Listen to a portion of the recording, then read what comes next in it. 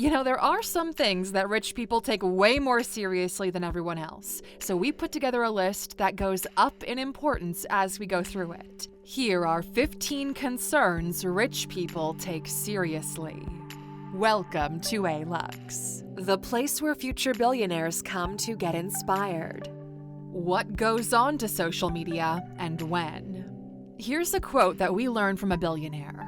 Whales only get harpooned when they surface. What you post on social media can be used against you, so there's strategy and thought behind what you let the world see. Not that you're doing anything illegal, but the richer you are, the less you want people seeing every aspect of your life. Be careful who you're photographed with. Be careful how much content you leave up and how further back it goes. Rich people don't post live on location. You don't tag the restaurant you're in at the moment. You wait until you leave the place or post it the next day. You don't post the layout of your home. Some people will track your jet to see where you are. Don't forget Kim K got robbed in Paris because of her social media posts. Why give your stalkers the upper hand? Knowing that other people want what you have and they can physically reach you keeps you on your toes. All right, now let's increase the importance a little bit. Who their kids hang out with. You know the saying, show me your friends and I'll show you your future? Well, it's more like, show me your friends and I'll show you our family's future. Who your kids hang out with has a disproportionate impact on how life will unfold. They influence their values, their habits. They might fall into peer pressure scenarios that lead to negative outcomes. Plus, their academic performance and work ethic usually drops by as much as 40% when surrounded by idiots. Not to mention that you're allowing new people to enter your home to have access to your private matters. And let's not forget that there are opportunistic people out there whose actions might not be sincere. Being a little bit paranoid becomes part of the norm. Rich people will literally ship their kids overseas to boarding schools just to make sure they don't hang out with a problematic crowd. Backups, emergency escape, and travel insurance. There's some money in the safe, there's some gold, multiple passports, and some Bitcoin on a ledger wallet. If war is knocking on your border, if the political climate in your country is unstable, if the regime is changing, you want a way out. You want emergency plans in place. You want to have some money stashed overseas. You need at least one income-generating asset that is not tied to your local economic environment, and ideally, one that the government cannot easily seize. Not only do you require ways out of the country in case of an emergency, you need safe passage until you get to where you think you and your family will be safe. Since you have money, people will target you, so you're always a little bit on guard.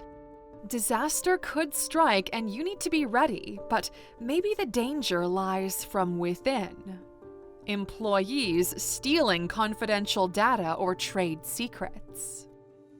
You invested time, trust, and money into some of the people that you keep in your inner work circles. They've seen how the magic sauce is made. They know the recipe. You're always wary about the people you work with because they're in a position to impact your livelihood.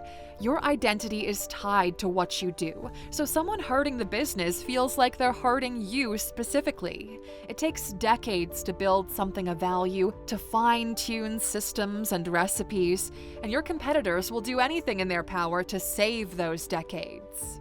An estimate puts corporate espionage up to 50% in the past decade. That's why NDAs and non-compete clauses are in place. You want to assume everyone operates in good faith, but you still have to keep an eye on everyone because you never know when the tide is turning. Online activity, privacy, and security. Everything you do online is tracked, measured, and monetized, sometimes even used against you legally. From your search history to your browsing habits to sensitive data, rich people invest heavily in online security at home, making sure there are no vulnerabilities for others to exploit. But what happens when you leave your house? Well, every time you enter your credit card info somewhere online, every time you scan a QR code to open up a menu, on the back end, there's your info, or even worse, you could fall victim to a man-in-the-middle attack. The way rich and tech-savvy people get control of their online fingerprint is by using a VPN. With one click, you anonymize your online data no matter if you're home or on the other side of the world.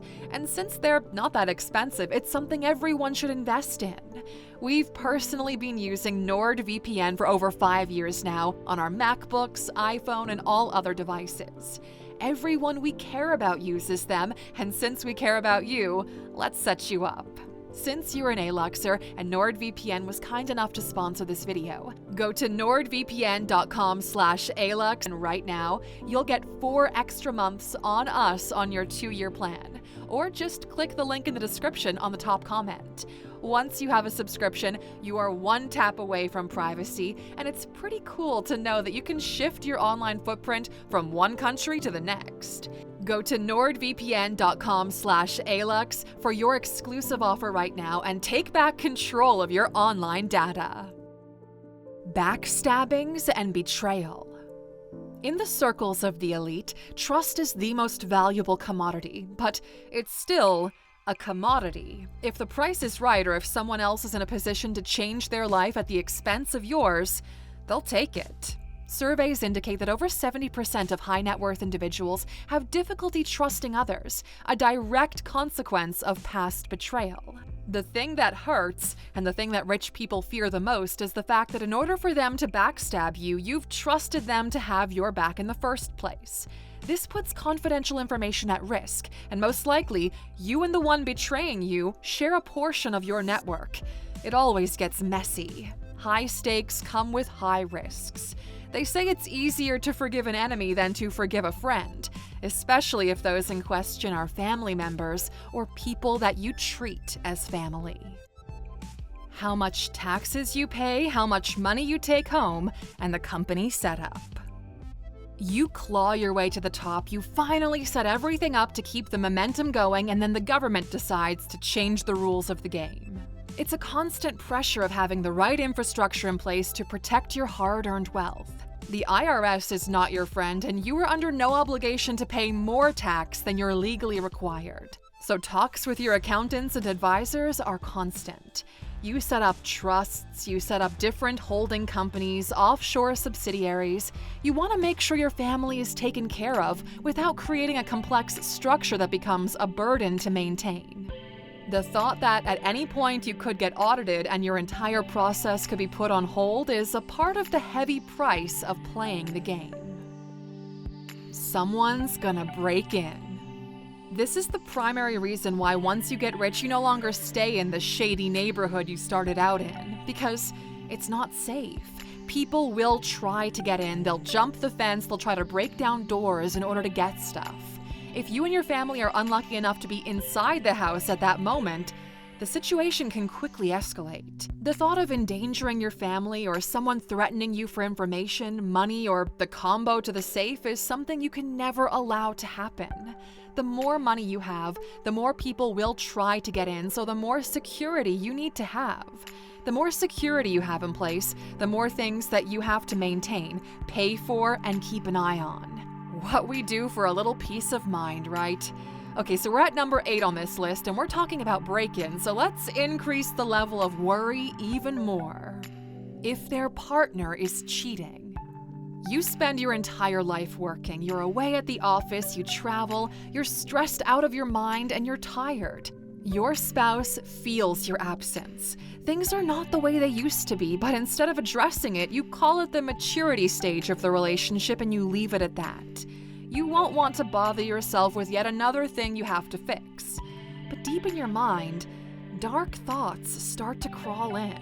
You say everything you do is for them in order for you to provide them with this lifestyle that you both enjoy, but that's not what your family needs to be happy. They need you. You know you don't give them enough of you, and there's a hole that you pretend isn't there.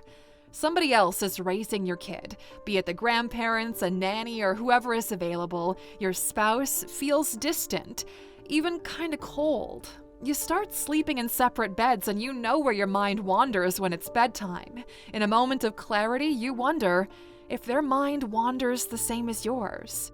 You couldn't take the betrayal, so you just don't think about it, but the thought never really goes away. Fear of losing their edge or becoming uncompetitive. The more money you make, the more you realize you need to stay competitive in order to not lose what you've worked so hard to build. The hardest thing to accept is you no longer have the same drive you once did. That since your fridge is now full, the hunger just isn't the same. Everyone else you're fighting is hungry and you've got food on the table. They're about to take it from you, and there's little that you can do about it. Rich people have this internal core belief that they are better, superior to everyone else, and this delusion allows them to build things others don't even dare to think of. You learn, you implement, you take risks, and then you slow down in a moment of pride. But things don't go up.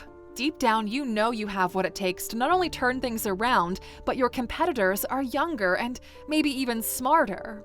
The way rich people stay competitive is by keeping their mind sharp on a regular basis. The same way that people go to therapy to fix something broken in themselves, the rich have coaches whose goal is to keep them focused, driven, and smart. These coaches are incredibly expensive, so we decided to do something about it. Go to Alux.com/app. Download our app and you'll have access to the same tools that rich people have used to make progress in their life for a fraction of the cost of what they pay. It's like having an MBA, a coach, and a billionaire mentor all in your pocket. FOMO and not living enough. It'll hit you like a big bag of bricks. The realization that you can do anything you want in life, but not everything. And you have to be okay with the things that you're letting go of. Unfortunately, we're not wired that way, are we? For every financial success that makes your blood boil with pride, there is an equal response on the cost of opportunity. Sure, you got to $100 million, but you sacrificed your relationships. You never partied, you never dated your crush. You're pretty awkward. You expected life to be this grand adventure, but your life is stuck in a boardroom with neon lights and Zoom meetings. When you started, it was about just making enough so you could do all the creative things you wanted to do, and then it became about the spreadsheet. You feel like your health is fading, and maybe that window of opportunity to do some of the things you wanted to do has already closed. Building wealth requires decades of focused effort, and by the time you get to do it, you might not be able to enjoy it the way you thought you would. Trying to figure out this balance between when you should grind and when you should live plagues everyone who has a little bit of money in their pocket. Reputation management. By now, you already know reputation is everything. It can literally be the difference between financial bankruptcy or survival. Wealth buys freedom. Reputation determines how you're allowed to use it. Your reputation, your trust, your network, the power embedded into your last name and what it stands for. In our days in media, we've learned there are two distinct kinds of rich people. One, the kind that pay to get on the cover of Forbes. And two, the kind that pay to never be mentioned. Now, you might be shocked why reputation is so high up on this list, but it all makes sense once you realize reputation is a legacy asset. For regular people, reputation is about status. For the super rich, it is the qualifying badge that gets you or your kids a seat at the table. You don't mess around with it, and everyone in the family works hard to protect it. Alright, so if reputation is so high, what are the top 3 left on this list? That the stress will kill them. Premature death, illness, cancer, and other health risks. The amount of stress someone operating at this level goes through on a daily basis is extraordinary. People age a decade in only 1 to 2 heavy years. You can see it in their gray hairs, in their eyes, or on their skin. You feel this responsibility on your shoulders for everyone that relies on you to perform. Your body needs rest, but there are urgent matters for you to attend to. You're playing a continuous game of catch-up, thinking that if you only push another 1 or 2 months to get to whatever imaginary goalpost you set for yourself, then you'll be able to take a break. But past experience teaches us that is just not the case. By the time you get there, something else breaks, there's another fire to put out. Sure, you hire smart people, but this is your baby, and any sort of decline in it is felt internally like a punch in the gut. Rich people are heavily concerned with their health. Most of them are on dietary supplements and will do any crazy trend to reverse age or try to maintain any amount of youth left from slipping through their fingers. All right, now let's talk top 2. Things from the past resurfacing. Different people have different kinds of skeletons in their closet. In everyone's life, there's at least a couple of things that you would never want to surface. Even you watching this right now, you've got something that you want to keep hidden. A past memory that still haunts you every now and then. You might have changed, grown, evolved. You're no longer the person you used to be back then, but it won't matter to the cultural mob in the public arena. For the super rich, the stakes are even higher. The teardown of someone rich is like entertainment for the masses. Society feeds off of scandal, gossip, and tabloid-style circus. The concern here is not specifically about the past resurfacing, but the impact it would have on the present and future. Because it's not just the individual, it's their family, their company, their employees, the stock price, the investors, and the entire business sector they're involved in. Decades of well-crafted reputation and genuine success could be wiped off and rebranded as something else if the wrong information gets out. So protect your secrets, okay? And let's jump to the deepest concern haunting the super rich. If it all goes away, was it worth it? And what are they left with? What if you lost it all? What if it all went away, all those years of struggle? Would you be okay with it? Would you build it up again, or would you give up? If someone takes away the material achievement, what are you left with? Who are you as a person? Who are you when no one is looking? And this concern, it isn't merely hypothetical. History is full of tales of fortunes made and lost, of empires built over generations only to crumble overnight. Yet the essence of this worry isn't about the fear of losing wealth itself, but about confronting what remains in its absence. It's a question of identity, because for many of the super rich, identity is so closely tied to what they do professionally. So take the professional away, and there's nothing left. It's a measure of worth, because the sacrifices you made to get there carry a lot of weight, and you already went all in on this play. It feels lonely because most of your network that was only there for the mutually beneficial relationships will move on, and for some of you, family will not be there as a support system. It's an immediate wake-up call toward authenticity, towards being true to who you really are, not who the market, the papers, the social club needs you to be.